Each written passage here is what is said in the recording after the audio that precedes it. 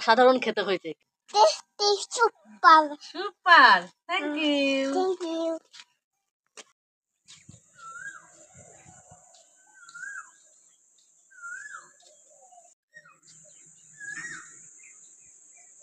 নমস্কার বন্ধুরা, রূপা কিচেনে সবাইকে স্বাগত। আজকে চলে এসেছি সুন্দর একটা রেসিপি নিয়ে।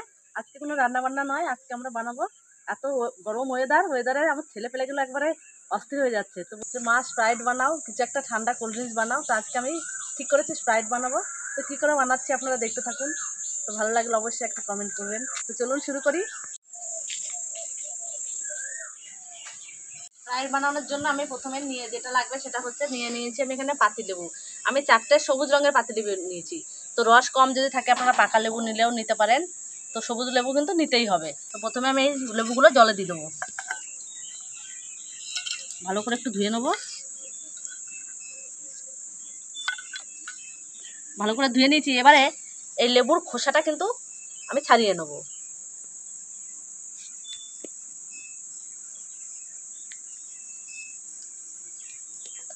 তো এমনভাবে খোসাটা ছাড়াবো যাতে সাদা রঙটা যেন থাকে, সাদার উপরে যে একটা আস্তরণ আছে ওটা যেন থাকে।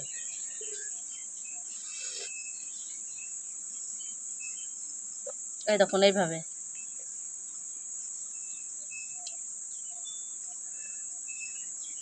খোসাগুলো কিন্তু আমি ফেলবো না, খোসাগুলো স্প্রাইটের কাজে লাগবে। এই দেখুন এইভাবে ঠিক সবগুলোই ছাড়িয়ে নেব আমি। এই দেখুন প্রথম লেবুটা আমি ভালোভাবে খোসা ছাড়িয়ে নিয়েছি। তো এইভাবেই সব লেবুগুলোর খোসা কিন্তু ছাড়িয়ে নিতে হবে। একইভাবে আমি সব লেবুগুলোর খোসা ছাড়িয়ে নেব।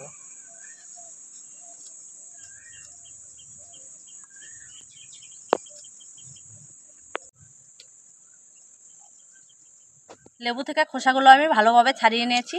তো এই দেখুন খোসাগুলো আমি এইভাবে ছাড়িয়েছি। এবার আমি খোসাগুলো একটু টুকরো টুকরো করে কেটে নেব। কয়েকটা হয়তো বড় বড় আছে, ওইগুলো একটু ছোট করে নেব।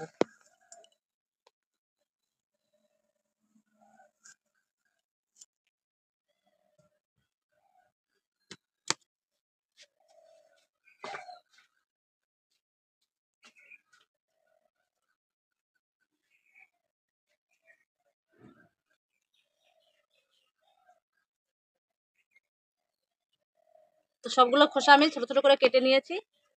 এবারে আমি এই খোসার মধ্যে দিয়ে দেবো সামান্য লবণ, খুব সামান্য। আর দিয়ে দেবো আমি 1 চামচের মতো চিনির গুঁড়ো। বন্ধুরা এখানে চিনির গুঁড়োটা দেওয়া যেতে পারে, গোটা চিনিও দেওয়া যেতে পারে। তো আমার কাছে বড় চিনির দানাটা ছিল বলে আমি একটু গুঁড়ো করে নিয়েছি, আর ছোট চিনির দানা থাকলে এমনি দেওয়া যায়। তো এবার আমি ভালো করে মিশিয়ে দেবো। তো ভালো করে মিশিয়ে নিয়েছি আমি। এবারে এটা আমি আধ ঘন্টার জন্য ঢাকা দিয়ে দেবো। এবারে যে লেবু খোসাটা ছাড়িয়ে রেখেছিলাম ওই লেবুগুলো এবার পিস পিস করে কেটে নেবো।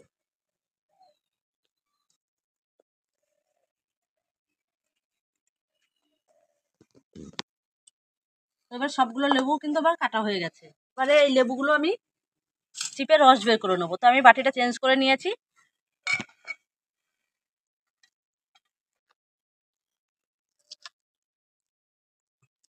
তো এখানে যদি লেবু চেপা মেশিন থাকে আপনাদের কাছে, তো সেটা দিয়ে লেবু রসটা বার করে নিতে পারেন। তো আমি হাতে করেই নিচ্ছি, আমার কাছে এখন ওটা নেই। তো বন্ধুরা আমি লেবুর রসটা ভালো করে বের করে নিয়েছি। তো দেখো কতটা লেবুর রস হয়েছে। তো আমি যেহেতু 500 বোতলের 1 বোতল স্প্রাইট বানাবো, ওই জন্য অনেকটা লেবুর রস বার করে নিয়েছি। তো আমি প্রথমে এটা ছাঁকনিতে একটু ছেঁকে নেবো।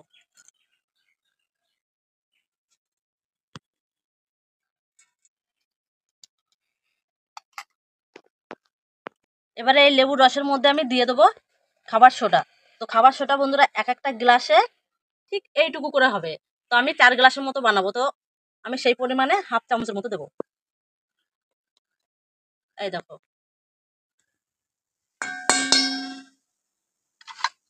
দিয়ে দেবো স্বাদ মতো লবণ, আর দিয়ে দেবো চিনির গুঁড়ো 2 চামচ। তো এটাও তোমরা পছন্দ মতো দিও। এবার আমি ফ্রিজ থেকে ঠান্ডা জল নিয়ে নিয়েছি। তো এবার জলটা মিশিয়ে দেবো। স্প্রাইট করতে কিন্তু ঠান্ডা জলটাই দরকার, নর্মাল জল দিয়ে কিন্তু স্প্রাইট বানানো যাবে না। এবারে লেবুর যে খোসাটা আমি ভিজিয়ে রেখেছিলাম নুন চিনি দিয়ে, সেটাও দেখে নেবো। তো এই দেখো কতটা জল বেরিয়ে গেছে। তো এটাও আমি ছাঁকনি দিয়ে একটু ছেঁকে নেবো, ছেঁকে আমি এর মধ্যেই মিশিয়ে দেবো। এটা জাস্ট একটু সুগন্ধির জন্য। তো লেবু পাতা দিলে যে গন্ধটা আসে সেটাই কিন্তু এখান থেকে গন্ধটা আসবে। তো দেখো কালারটা দেখে বুঝতে পারছো, ভালো করে মিশিয়ে নিয়েছি। তো এবার আমি এই গ্লাসে ঢেলে নেবো।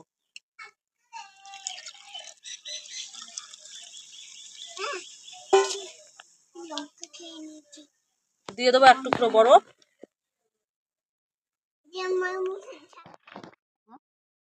ফুল না হলে বুঝে যাবে। কেমন হয়েছে শরবতটা? ভালো হয়েছে, টেস্টি হয়েছে। বাহ, খাও। তো বন্ধুরা, এই হচ্ছে আজকে আমার স্প্রাইট। তো দেখো কত সুন্দর দেখতে লাগছে, একবার অরিজিনাল স্প্রাইটের মতো লাগছে। বোঝাই যাচ্ছে না যে এটা ঘরে হোমমেড স্প্রাইট।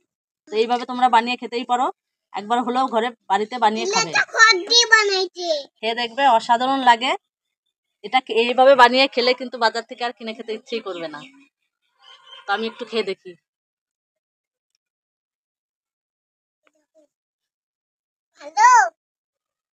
অসাধারণ খেতে হয়েছে, কি বলবো। তো ওরা তো বলেই দিল কেমন হয়েছে খেতে।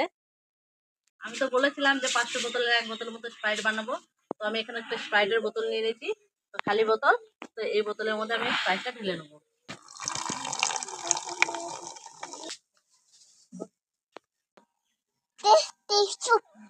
Super, thank you.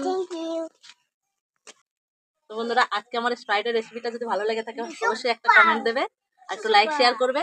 আর আমার চ্যানেলে নতুন হলে চ্যানেলটিকে সাবস্ক্রাইব করবে।